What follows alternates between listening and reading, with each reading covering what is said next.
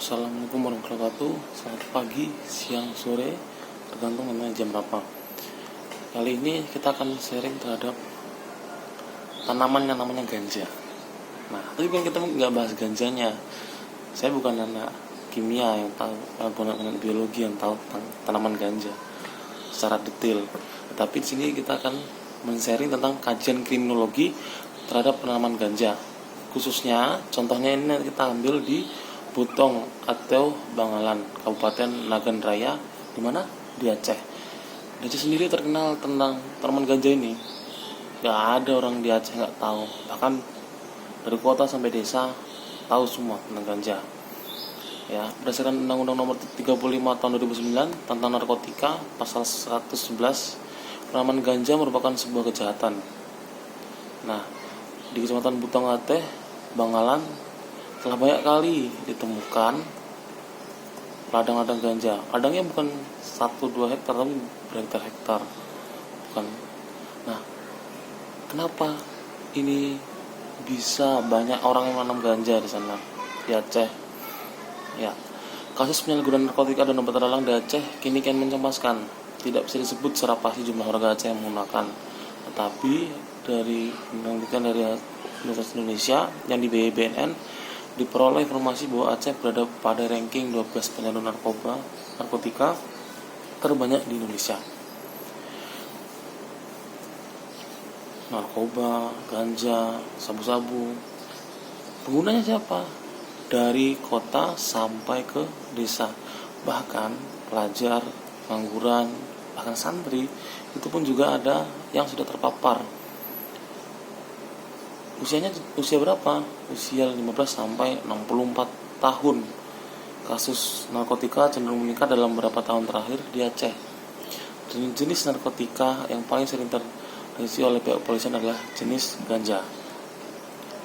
Tumbuhan ganja sebenarnya dikenal oleh masyarakat memiliki banyak manfaat.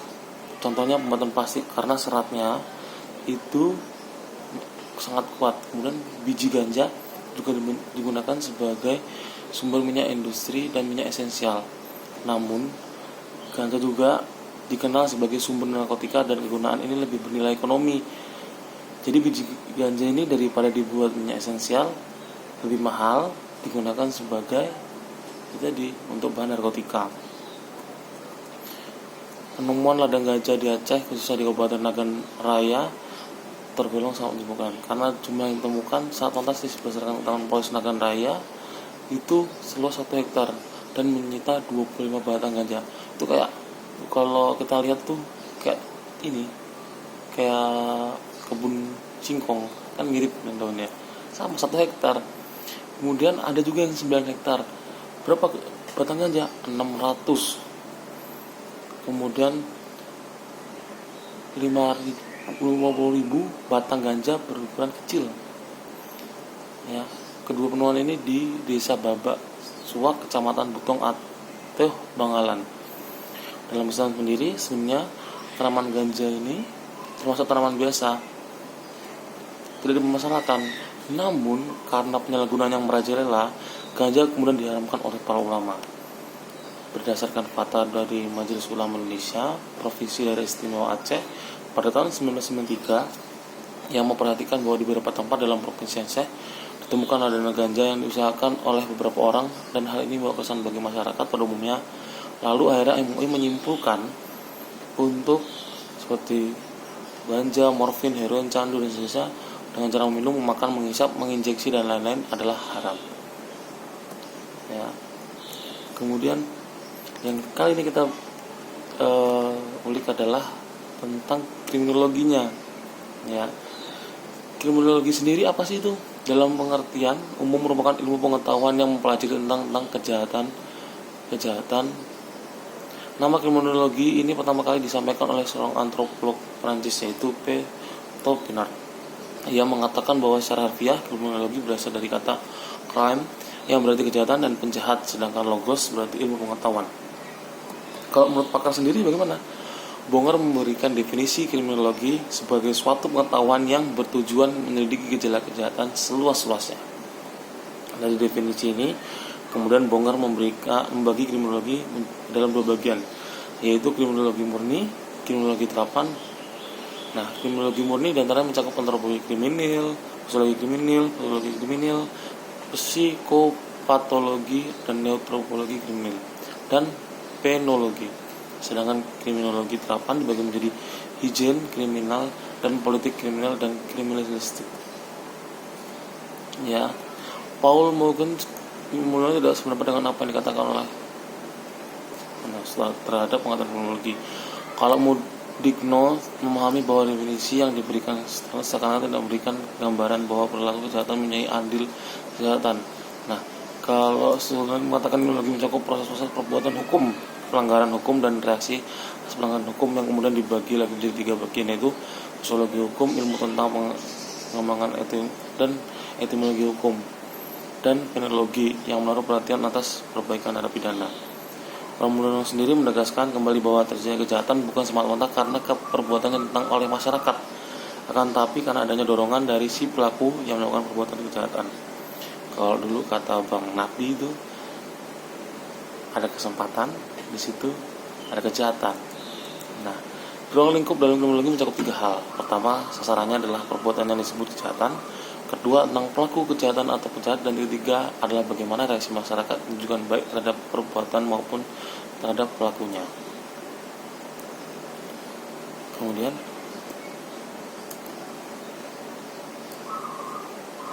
kalau kejahatan itu seperti itu, makanya terkait ganja ini seperti apa menurut kriminologi, akan kita bahas ya. Kemudian teori sebab-sebab kejahatan dalam kriminal sosiologi. Kejahatan muncul karena kenapa sih? Nah, dibahas di dalam kriminal sosiologi. Profesor Dr. A.S. Salam mengatakan bahwa kejahatan memang sudah dikenal sejak adanya peradaban manusia. Menurutnya, makin tinggi peradaban, maka akan semakin banyak aturan dan makin banyak pula pelanggaran yang terjadi. Ia kemudian menyebutkan kejahatan sebagai bayangan peradaban. Bukan berarti kejahatan ini ada sebagai bayangan mantap, salah, bayangan peradaban. Ya, usut punya usut. Kenapa di Aceh ini sampai ada ganja yang disalahgunakan? Nah, sebelum itu kita harus tahu nih beberapa teori tentang kejahatan, yaitu pertama tentang anomi.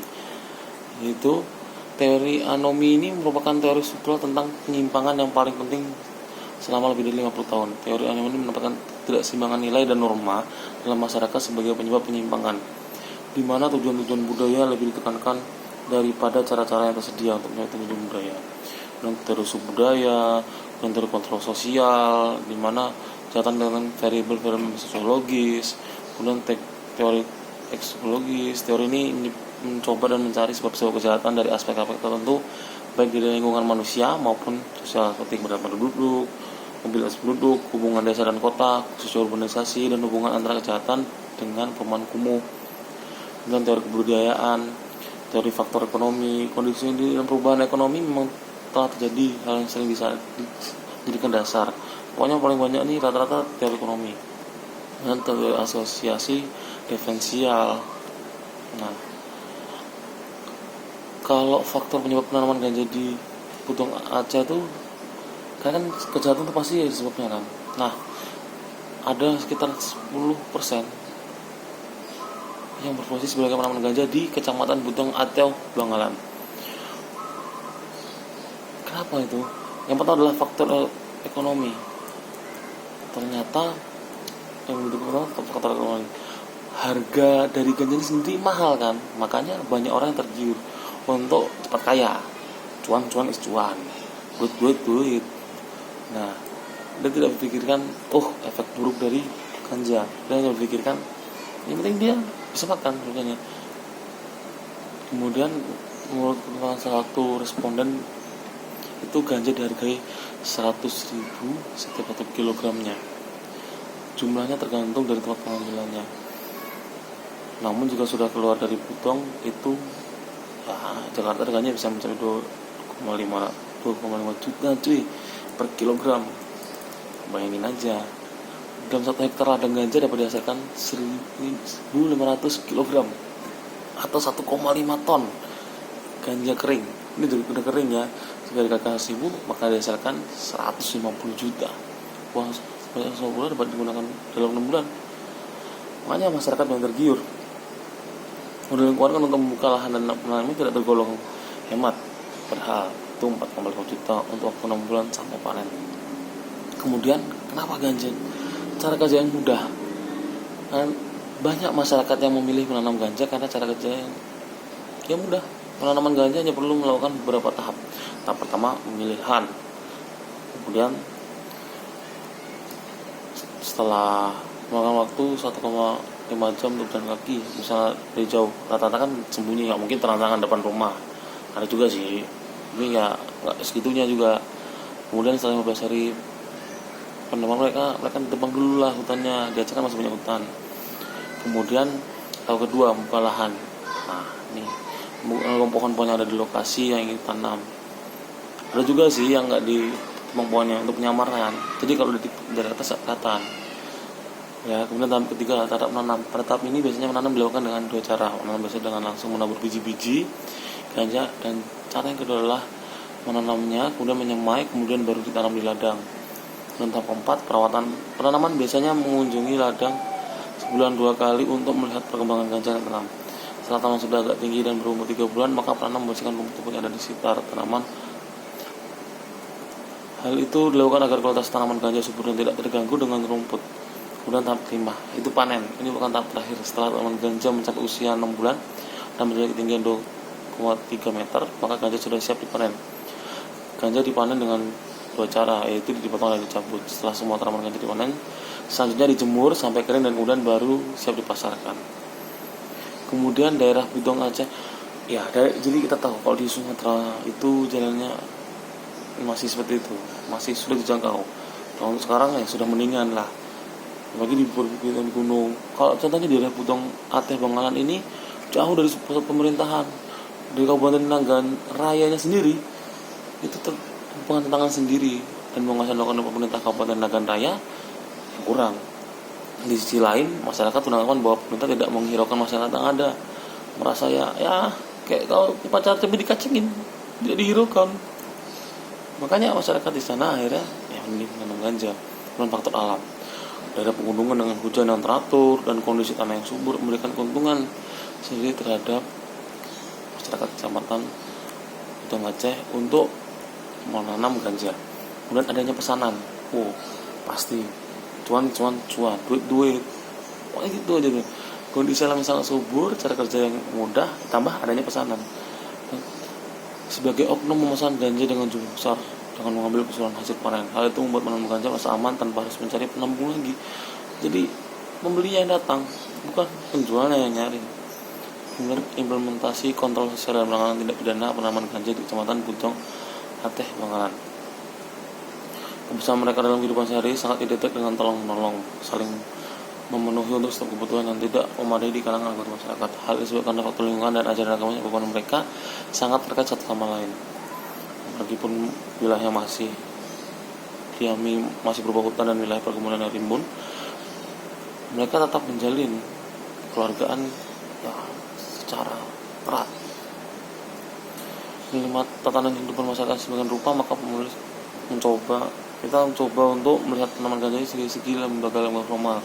Serta kelompok dominan dalam masyarakat yang berperan mengontrol tingkah laku masyarakat. Yang pertama adalah aparat penegak hukum. Dalam kasus penanaman ganja di Bidong Aceh Bangalan, undang-undang penegakan hukum merupakan hal yang sangat penting untuk mengontrol tindak tanduk masyarakat dengan hal untuk menolak kejahatan agar kontrol sosial dari segi sistem hukum yang ada efektif. Tanaman ganja merupakan suatu perilaku yang melawan hukum. Upayanya upaya apa aja? Upaya preemptif. Ini pihak kepolisian untuk mencegah terjadinya tindak pidana. Jadi polisi, kemudian tentara, dan pokoknya pemerintah itu mengingatkan masyarakat untuk agar tidak menanam ganja, agar mencari yang lain. Kemudian juga harusnya pemerintah ini memberikan sarana prasarana, kemudian obat preventif, tidak lanjut dari upaya preemptif.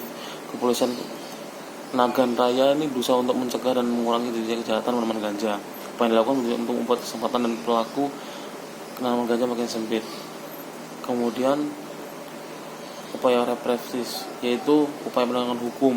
Kalau udah ada ya udah ditegakkanlah hukumnya sesuai dengan hukum yang berlaku. Untuk pengedar bahkan ditangkap bagi penyebarnya. Kemudian kontrol sosial dari masyarakat Butong Aceh Bangalan. Masyarakat yang Kecamatan Bangalan tidak memberikan sanksi khusus terhadap pelaku ganja yang dimuat dalam kanon Gempong.